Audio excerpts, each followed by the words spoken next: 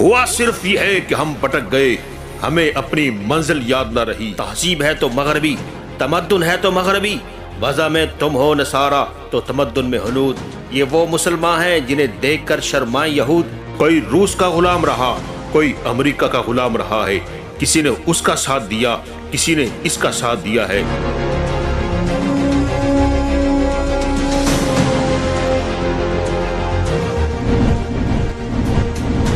یہاں سے فوجیں چلے گی، سیاہ علم برآمد ہوں گے اور کوئی طاقت انہیں روک نہ سکے گی، ان کا منہ پھیر نہ سکے گی۔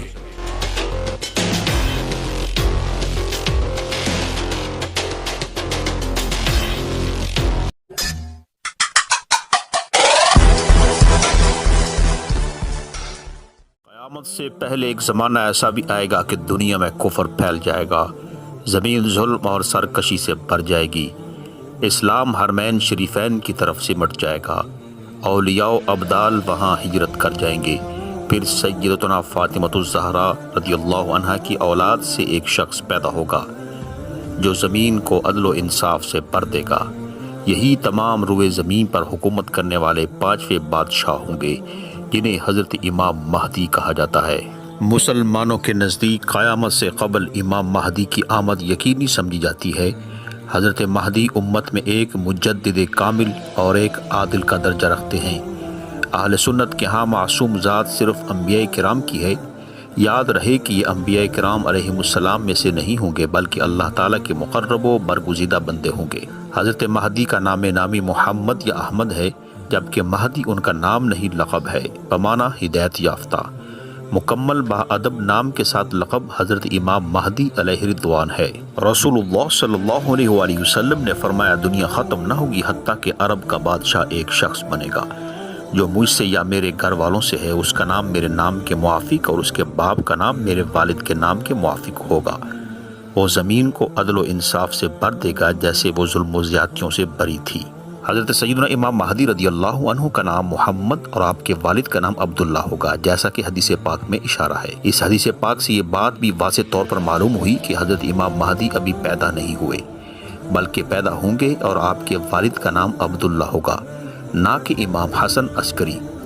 امام مہدی والد کی طرف سے حسنی سید ہوں گے، والدہ کی طرف سے حسینی۔ آپ کے اصول یعنی ماں، دادی، نانی وغیرہ اوپر تک میں کوئی والدہ حضرت عباس کی اولاد سے ہوں گی، لہذا آپ حسنی بھی ہوں گے، حسینی بھی اور عباسی بھی۔ اس میں ان لوگوں کا رد ہے جو کہتے ہیں کہ محمد ابن حسن عسکری امام مہدی ہیں، وہ غار میں چھپے ہوئے ہیں کیونکہ وہ حسینی سید ہیں، حسنی نہیں۔ حضرت امام مہدی رضی اللہ عنہ اخلاق، آداب اور عادات میں ہمارے پیارے نبی صلی اللہ علیہ وآلہ وسلم کی طرح ہوں گے، مگر شکل و صورت میں پورے مشابہ نہ ہوں گے، اگرچہ بعض باتوں میں نبی پاک کے ہم شکل ہوں گے، جیسا کہ حدیث پاک میں ہے۔ رسول اللہ صلی اللہ علیہ وآلہ وسلم نے فرمایا مہدی مجھ سے ہے، چوڑی پیشانی والے، اونچی ناک والے، 7 سال سلطنت فرمائیں گے۔ اس کی شرح میں مفتی احمد یار خان نعیمی رحمۃ اللہ علیہ فرماتے ہیں حضور صلی اللہ علیہ وآلہ وسلم کی جیتی جاگتی تصویر ہوں گے کہ چوڑی پیشانی اور اونچی ناک شریف یہ دونوں صفتیں حضور انور صلی اللہ علیہ وآلہ وسلم کی ہیں۔ ماہ رمضان میں ابدال کعبہ شریف کے طواف میں مشغول ہوں گے، وہاں اولیاء حضرت مہدی رضی اللہ تعالی عنہ کو پہچان کر ان سے بیعت کی درخواست کریں گے۔ آپ رضی اللہ تعالی عنہ انکار فرمائیں گے، غیب سے ندا آئے گی ھذا خلیفۃ اللہ المہدی فاسمعوا لہ واطیعوا، یہ اللہ تعالیٰ کے خلیفہ مہدی ہیں، ان کا حکم سنو اور اطاعت کرو۔ لوگ آپ رضی اللہ تعالی عنہ کے دست مبارک پر بیعت کریں گے، وہاں سے مسلمانوں کو ساتھ لے کر شام تشریف لے جائیں گے۔ آپ کا زمانہ بڑی خیر و برکت کا ہوگا، زمین عدل و انصاف سے بھر جائے گی۔ حضرت عبداللہ بن عمر رضی اللہ عنہما سے روایت ہے کہ رسول اللہ صلی اللہ علیہ وآلہ وسلم نے ارشاد فرمایا امام مہدی تشریف لائیں گے اور ان کے سر پر امامہ ہوگا۔ ایک منادی یہ آواز بلند کرتے ہوئے آئے گا کہ یہ مہدی ہیں جو اللہ کے خلیفہ ہیں، لہذا تم ان کی اتباع و پیروی کرو۔ ظہور امام مہدی کے بارے میں ایک روایت شرح کے ساتھ ملاحظہ فرمائیے۔ ایک خلیفہ کی وفات کے وقت اختلاف ہوگا، اس کا نام معلوم نہیں مگر یہ آخری خلیفہ ہوگا، اس کے بعد امام مہدی خلیفہ ہوں گے۔ ممبروں میں اختلاف ہوگا کہ کسے خلیفہ چنیں، تو اہل مدینہ میں سے ایک صاحب مکہ معظمہ کی طرف تیزی سے تشریف لے جائیں گے، اس خوف سے کہ کہیں انہیں خلیفہ نہ چن لیا جائے۔ اہل مکہ میں سے کچھ لوگ ان کے پاس آئیں گے، وہ لوگوں سے چھپے ہوئے مکہ مکرمہ کے کسی گھر میں تشریف فرما ہوں گے، مکہ مکرمہ والے ان کے دروازے پر پہنچ کر ان سے گزارش کریں گے اور انہیں باہر لائیں گے اور انہیں اپنا خلیفہ مان کر ان کے ہاتھ مبارک پر بیعت کریں گے۔ حالانکہ وہ صاحب اسے ناپسند کرتے ہوں گے، یہ لوگ ان سے مقام ابراہیم اور حجر اسود کے درمیان بیعت کریں گے۔ اس وقت شام کا بادشاہ کافر ہوگا، جو اسے ان کی خلافت کا پتہ لگے گا تو وہ ان سے جنگ کرنے کے لیے ان کی طرف شام سے ایک لشکر بھیجے گا جس کا نام لشکر سفیانی ہوگا۔ اس لشکر کو مکہ و مدینہ کے درمیان ایک میدان میں دسا دیا جائے گا۔ اس لشکر میں صرف ایک شخص بچے گا جو ان کی ہلاکت کی خبر لوگوں تک پہنچائے گا۔ جب حضرت امام مہدی کی یہ کرامت لوگوں میں مشہور ہوگی تو ان کے پاس شام کے ابدال اور عراق والوں کی جماعتیں آئیں گی تو ان کو بیعت کر لیں گے۔ پھر قریش کا ایک شخص نکلے گا جس کے ماموں بنو قلب سے ہوں گے۔ یہ خبیث انسان اپنے ماموں کی مدد سے حضرت امام مہدی کے مقابلہ میں ایک لشکر بھیجے گا۔ امام مہدی کا لشکر ان پر غالب آئے گا۔ خلیفہ مہدی خوب مال تقسیم کریں گے اور لوگوں کو ان کے نبی صلی اللہ علیہ وآلہ وسلم کی سنت پر چلائیں گے اور اسلام مکمل طور پر زمین میں مستحکم ہو جائے گا۔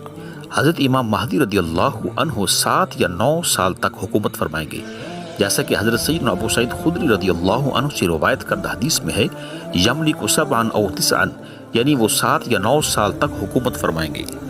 امت کو ان کے دور میں جن امور کی ضرورت ہوگی اور جو چیزیں اس کی کامیابی اور برتری کے لیے ضروری ہوں گی، اور پوری روئے زمین کے مسلمان بے تحاشا قربانیاں دینے کے باوجود محض ان چند چیزوں کے نہ ہونے کی وجہ سے کامیاب نہ ہو رہے ہوں گے، حضرت مہدی کو قدرتی طور پر ان کا ادراک ہوگا۔ وہ ان کوتاہیوں کی تلافی اور ان چند مطلوبہ صفات کو بآسانی اپنا کر امت کے لیے مثالی کردار ادا کریں گے۔ چند سالوں میں وہ سب کچھ حاصل کر لیں گے جو صدیوں سے مسلمانوں سے بن نہ پڑ رہا ہوگا۔ وہ پہلے سے پیدا نہیں ہوئے ہیں، عام انسانوں کی طرح پیدا ہوں گے۔ 40 سال کی عمر میں امت مسلمہ ان کو اپنا قائد بنائے گی۔ ان کے ہاتھ پر بیعت کر کے کفر کے برپا کردہ مظالم کے خلاف وہ عظیم جہاد شروع کرے گی، جس کا اختتام عالمی خلافت اسلامی کے قیام پر ہوگا۔ دعوی مہدویت اور حقیقی مہدویت میں آگ اور پانی کا تضاد ہے۔ حسنی سادات مہدویت ایک روحانی منصب ہے۔ ایک مشہور مقولہ ہے، تصوف کے میدان میں مدعی کی سزا پھانسی ہے۔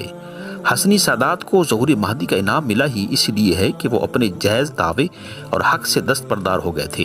اب سچے مہدی کے لیے دعوے کے ذریعے عظیم منصب انہیں حال ہوگا۔ تفصیل اس اجمال کی یہ ہے کہ نواسہ رسول سیدنا حضرت حسن رضی اللہ عنہ اثار کا مظاہرہ کرتے ہوئے معاویہ کے حق میں حکومت سے دستبردار ہو گئے تھے اور محض مسلمانوں میں صلح اور اتفاق کی خاطر اپنا یہ جائز حق چھوڑ دیا تھا۔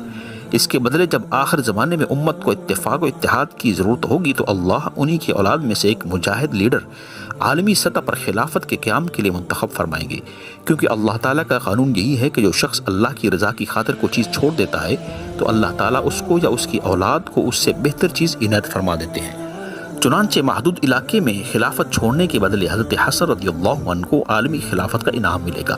اس طرح پیغمبر حضرت اسحاق علیہ السلام کی اولاد سے بہت سے انبیاء کرام آئے اور حضرت اسماعیل کی نسل میں اللہ تعالیٰ نے صرف ایک نبی بھیجے جو خاتم الانبیاء تھے۔ اس طرح حضرت حسین رضی اللہ عنہ کی نسل سے بہت سے اولیاء آئے، جبکہ حضرت حسن رضی اللہ عنہ کی اولاد سے ایک ہی بہت بڑے ولی آئیں گے جو خاتم الاولیاء ہوں گے۔